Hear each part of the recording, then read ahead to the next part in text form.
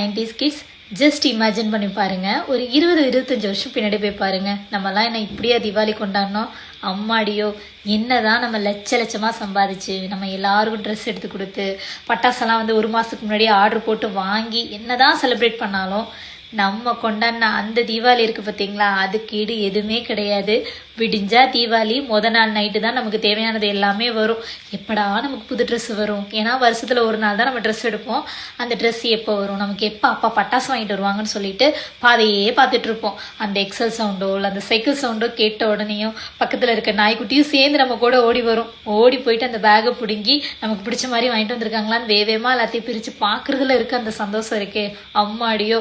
மறுநாள் விடியறதுக்கு முன்னாடியே இருக்கிற எல்லா பட்டாசையும் காலி பண்ணிட்டு, அப்பா 1 ரூபா தெரியா, 2 ரூபா தெரியா, நான் சீனி வெடி வாங்கணும், பொட்டு வெடி வாங்கணும்னு சொல்லிட்டு அதுக்காக கெஞ்சின காலங்கள்லாம் இருக்கு பாரு. செம்மையா இருக்குங்க. அதுலேயும் ரொம்ப முக்கியமான விஷயம் என்ன அப்படின்னா, நம்மளோட பாட்டி அம்மா எல்லாரும் பார்த்தீங்கன்னா 1 வாரத்துக்கு முன்னாடியே நிறைய பலகாரம்லாம் செய்வாங்க. குறைஞ்சது 30-40 வகையான பலகாரம் செய்வாங்க. இப்போல்லாம் மேக்ஸிமம் வீட்டில் செய்கிறத விட வந்துட்டு கடையில் வாங்கி பண்ணிடுறாங்க. ஆனால் அப்போல்லாம் நம்ம வீட்டிலேயே வந்துட்டு மாவாட்டி எல்லாமே வந்துட்டு கையில் பக்குவமாக அதை அடுப்பில் வச்சு செய்வாங்க. அந்த பலகாரத்தை வந்து நம்ம தெருவில் இருக்கிற எல்லாருக்கும் கொண்டு போய் கொடுக்கறது, அவங்க வந்து நமக்கு கொண்டு வந்து கொடுக்கறது, அதை பத்திரமணி வச்சு மறுநாள் ஸ்கூலுக்கு போகும்போது எடுத்துகிட்டு போயிட்டு எல்லாரும் ஷேர் பண்ணி சாப்பிட்றது, இந்த மாதிரி மொமெண்ட்ஸ் எல்லாம் சத்தியமாக சொல்கிறேன் மறக்கவே முடியாது.